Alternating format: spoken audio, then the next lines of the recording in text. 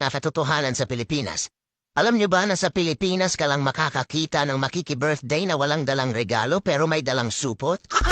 Alam niyo ba na sa Pilipinas ka makakakita ng walang trabaho pero araw-araw lasing?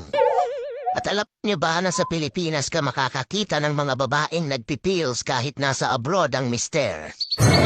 Sa Pilipinas ka lang makakakita ng taong maamo kapag nangungutang pero galit pag siningil.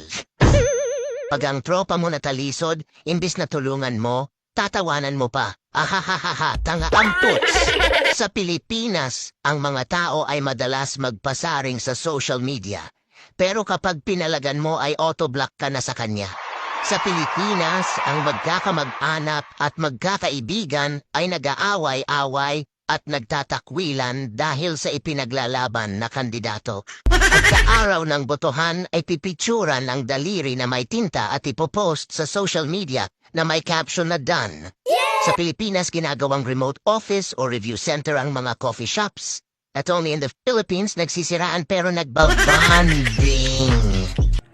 O diba, aminin nyo man sa hindi, totoong-totoong na nangyayari yan sa Pilipinas. That's it for now mga abo kids. Maraming salamat po sa inyong panonood.